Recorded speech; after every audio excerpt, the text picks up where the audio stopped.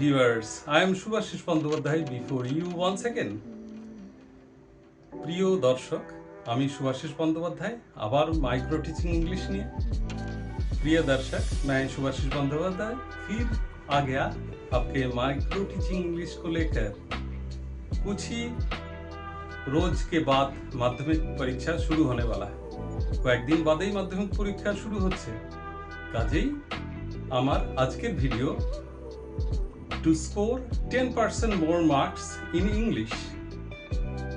जैसा कि एकदम सिर पे आ गया माध्यमिक परीक्षा, तो मैं अभी जो वीडियो कर रहा हूँ to score 10% more marks in English for माध्यमिक एग्जामिनेशन। की करते হবে? इसके लिए क्या करना है?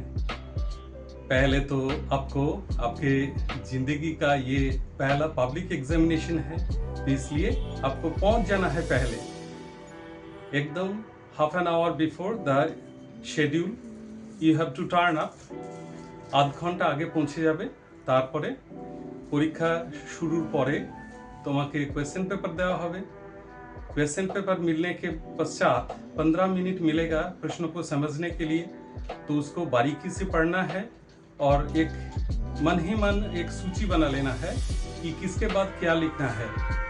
तुमको কি করতে হবে, প্রথমে একটা প্ল্যান করে নাও কোনটার পরে কোনটা করবে।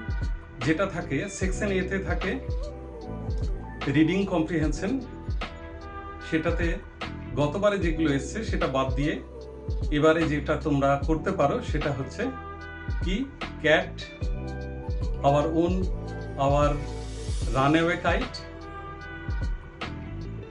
পাসিং অ্যাওয়ে অফ বাপু, এগুলো বিশেষ গুরুত্ব দেবে। আর ভার্স বা পোয়েমের মধ্যে দেবে ফেবল, সি ফিভার, স্নেল। এইগুলো ভালো করে পড়বে অবশ্যই গুরুত্ব দিয়ে, যাতে করে ভালো স্কোর করতে পাও। এরপরে তোমার থাকবে ওল্ড সিলেবাসের অংশ, সেটাকে তোমরা বাদ দেবে। ওল্ড সিলেবাসের যে সিন প্যাসেজ সেটা বাদ দেওয়ার পরেই আসছে আনসিন কম্প্রিহেনশন গ্রামার। এটা সেকশন এর মধ্যেই আসছে। এখানে তোমরা যেটা পাচ্ছ সেখানে দেখবে। বাকি যেমন সিন প্যাসেজে হয়েছে সেগুলো তো থাকছেই, এছাড়া একটা থাকবে বাড়তি, সেটা হচ্ছে pick out the most suitable title of the text. माने सबसे बेहतरीन जो शीर्षक इस परिच्छेद का नाम हो सकती है वो क्या है, 3 या 4 में से चुनना है। এটা করলে আরো থাকবে যেগুলো তোমার एमसीक्यू থাকবে অবশ্যই।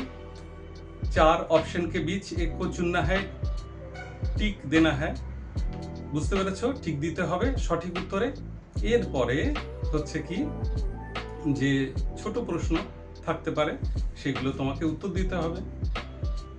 ওদিকে যে সিন প্যাসেজ তোমরা যেমন করেছো টেস্টে, সেই ওখানে ট্রু ফলস থাকবে, তার সাপোর্টিং স্টেটমেন্ট থাকবে। মনে রাখতে হচ্ছে যে ট্রু ফলস যা বলবে সেটাই করতে হবে। যদি ট্রু বলে ট্রু লিখতে হবে, আর যদি টি লিখতে বলে টি লিখতে হবে।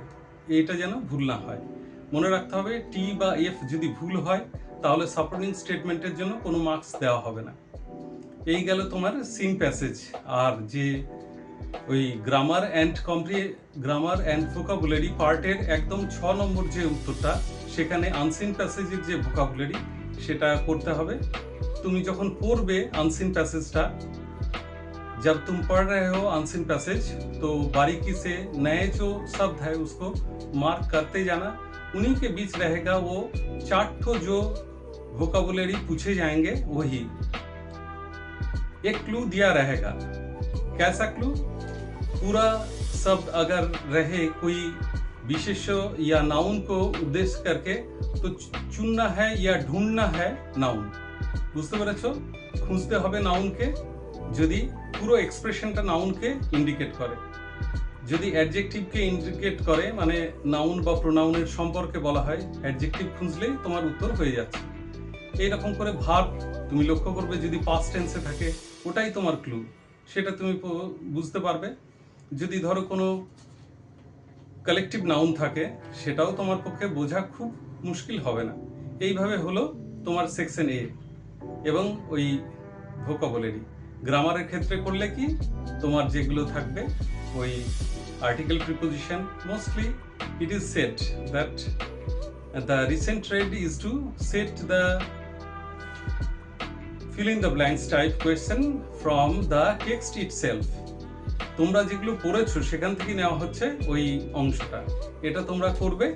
আর কি হবে, তোমার থাকলো যেগুলো ডু অ্যাজ ডাইরেক্টেড, অবশ্যই তোমার করা ক্লাস 9-এর বই থেকে করবে, 10 থেকে করবে অবশ্যই, এবং অন্যান্য যে টেস্ট পেপার তোমরা করেছো আশা করি ওগুলোর অভ্যাসের সুফল তোমরা পাবে। আর ফ্রেজাল ভার্ব অবশ্যই টেন্সটা খেয়াল রাখবে। যদি দেখো যে থার্ড পারসন সিঙ্গুলারের পরে ভার্বটার সাথে এস বা ইএস যোগ হয়েছে, তোমার যে লিস্ট অফ ফ্রেজাল ভার্বস ওইটাকে কিন্তু সেই অনুসারে পরিবর্তন করতে হবে। যদি দেখা যায় ওটা পাস্ট টেন্সে আছে বা পাস্ট পার্টিসিপল ইউজ হয়েছে, তখন সেই মতো করতে হবে।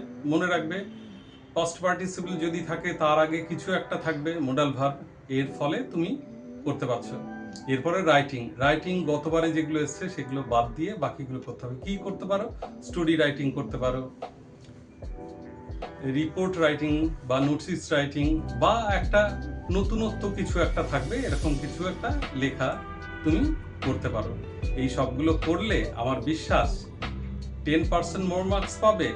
তুমি লিখবে নিটলি এবং ভালো করে ঠান্ডা মাথায় ভেবে উত্তর দেবে। अगर तुम बड़े ही चुनौती के साथ इस परीक्षा को ले रहे तो ये ठीक नहीं। रिलैक्स होकर परीक्षा देना। मुझे पूरा यकीन है कि 10% मार्क्स मिलेगा जरूर। तो to score 10% more marks in Madhyamik English, आज यहीं तक। Thank you my viewers. ছাত্রছাত্রীরা, আশা করি এই সব উপদেশ তোমার কাজে, এবং তুমি যা পেতে আশা করতে তার চাইতে 100-এর মধ্যে 10 নম্বর বেশি অতিরিক্ত নিশ্চয়ই পাবে। ভালো থেকো সবাই। আমার শুভেচ্ছা রইল মাধ্যমিক পরীক্ষার্থীদের জন্য।